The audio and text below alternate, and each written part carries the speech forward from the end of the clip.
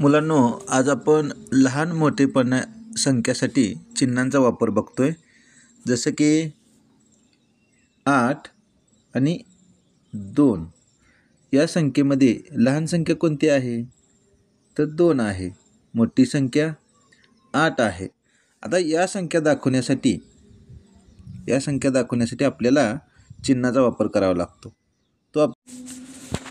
तर ही संख्या बघा 77 आणि 59 या दोन संख्येमध्ये ही वरची जी संख्या आहे 77 ही मोठी आहे आणि 59 संख्या लहान आहे. या संख्या लहान आणि मोठ्या दाखवण्यासाठी आपल्याला काही चिन्हांचा वापर करावा लागतो. ते आता आपण बघूया. आता आपण बघूया 5 आणि 2 या दोन संख्या आहेत. यामध्ये 5 ही संख्या 2 पेक्षा मोठी आहे. मग यामध्ये आपल्याला हे चिन्ह वापरता येईल.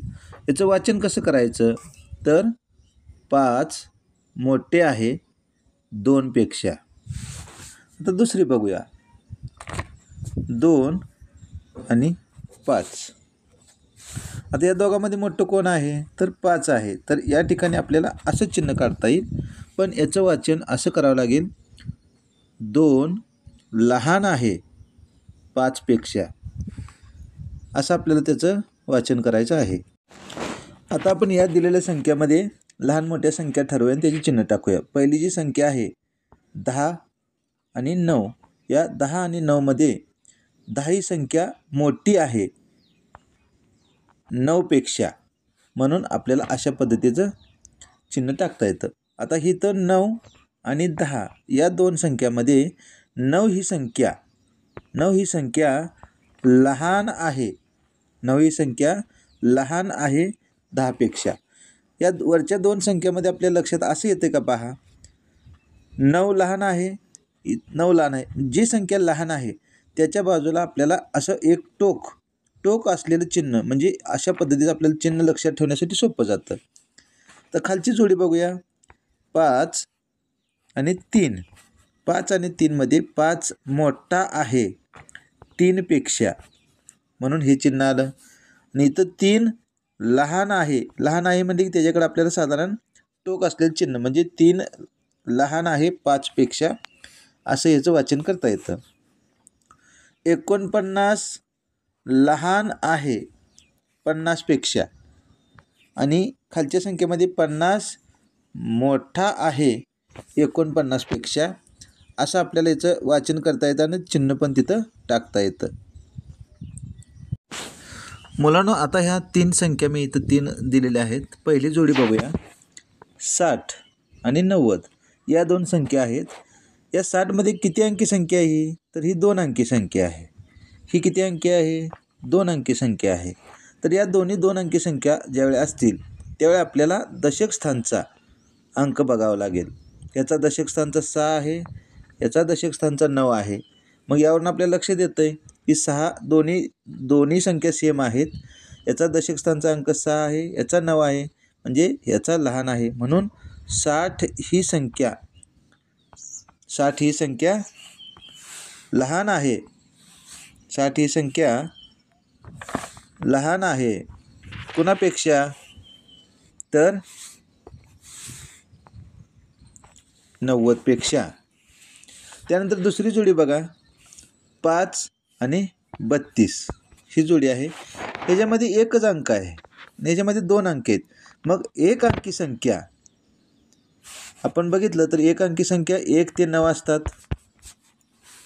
आणि 2 अंकी संख्या 10 पासून 99 पर्यंत असतात. मग 2 अंकी संख्येपेक्षा एक अंकी संख्या नेहमी लहान असते, लक्षात ठेवा. म्हणून इथं एकच अंक आहे, इथं 2 अंक आहेत, म्हणून 5 लहान आहे 32 पेक्षा. तिसरी जोडी बघा 16 आणि 6.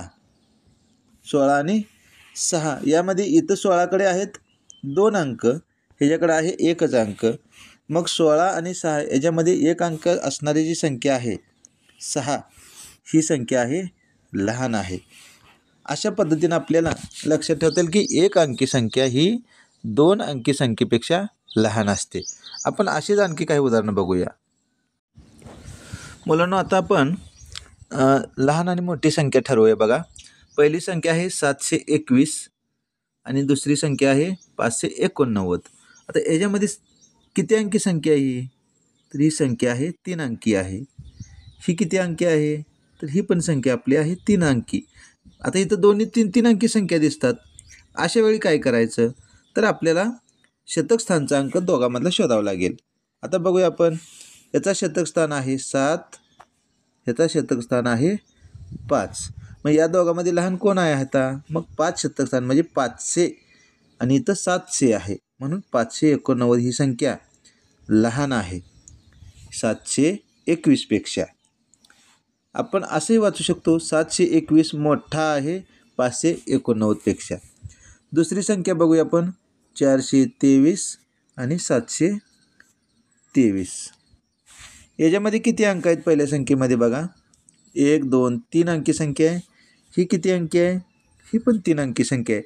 मग काय करायचं? तर अगोदरच्या गणितात आपण बघितलं की शतक स्थानचा अंक शोधूया. ह्याचा शतक स्थान आहे 4, ह्याचा शतक स्थान आहे 7. मग लहान कोण आहे? 4 शतक स्थान असणारी संख्या म्हणजे 423 ही संख्या लहान आहे 723 पेक्षा. असं आपल्याला हे उदाहरण सोडवता. व्हिडिओ आवडल्यास नक्की लाईक करा, शेअर करा. धन्यवाद.